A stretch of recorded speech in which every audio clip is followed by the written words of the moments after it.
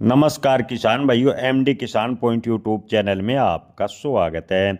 Iran में राजनीतिक उथल पुथल, क्या धान के भाव में बनेगी तेजी या धान के भाव पर बनेगा दबाव। जी हाँ किसान भाइयों के मन में सवाल है कि ईरान में जो राजनीतिक उथल पुथल हुआ है उससे आने वाले दिनों में धान के भाव कितने प्रभावित होंगे, इस पर करेंगे विस्तार से चर्चा। किसान भाइयों, ईरान में जो राजनीतिक उथल पुथल हुई है उससे निर्यातक काफ़ी परेशान दिखाई दे रहे हैं।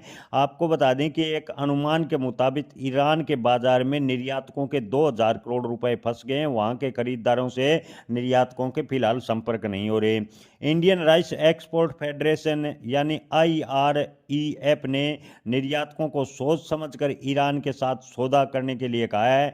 ईरान में बासमती चावल के निर्यात में कमी को देखते हुए घरेलू बाजार में बासमती के दाम की बात करें तो 5 से 7 रुपए प्रति किलोग्राम तक की गिरावट आई है। यानी बासमती चावल में गिरावट होने की वजह से बासमती धान के भाव पर भी दबाव देखने को मिला है।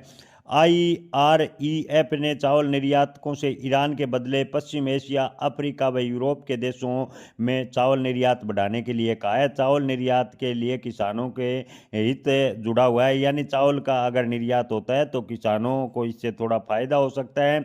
आपको बता दें कि 2026 में ईरान में अच्छा खासा चावल निर्यात जारी था, लेकिन राजनीतिक उथल पुथल की वजह से चावल का निर्यात काफ़ी हद तक प्रभावित हुआ है। ईरान की वर्तमान की स्थिति वहां के खरीदारों के हौसले को तोड़ दिया है और भारतीय निर्यातकों का भुगतान भी धीमा हो गया है। इसका असर हुआ कि घरेलू मंडियों में सभी प्रकार के बासमती चावल में नरमी आई। 11-21 वैरायटी वाले बासमती चावल की कीमत पिछले सप्ताह से 85 रुपये प्रति किलोग्राम थी, जो अब 80 रुपये के स्तर पर है, यानी 5 रुपये की गिरावट है।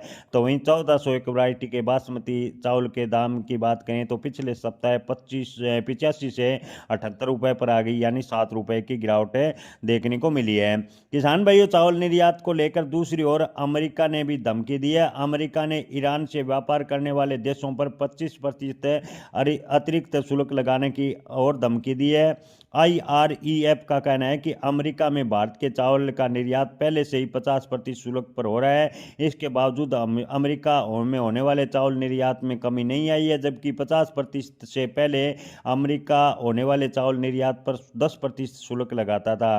फेडरेशन ऑफ इंडियन एक्सपोर्ट ने कहा कि भारत और ईरान के बीच 1.68 अरब डॉलर का कारोबार होता है। भारत सालाना 1.24 अरब डॉलर का ईरान को निर्यात करता है। इसमें अधिकतर कृषि सेक्टर का निर्यात होता है। यानी ईरान में जो उथल पुथल राजनीतिक हुई है उससे धान का निर्यात, चावल का निर्यात प्रभावित होने से धान के भाव पर दबाव देखने को मिला है। निर्यातकों का कहना है कि अंतर्राष्ट्रीय माहौल शांत होने से एक बार फिर चावल का निर्यात गति पकड़ेगा और धान के भाव में तेजी बन सकती है। अन्यथा अगर इसी प्रकार अंतर्राष्ट्रीय माहौल अशांति बना रहा तो आने वाले 10 से 15 दिनों में धान के भाव में और भी दबाव देखने को मिल सकता है, ऐसा मंडी विशेषज्ञों का कहना है। जय किसान, धन्यवाद।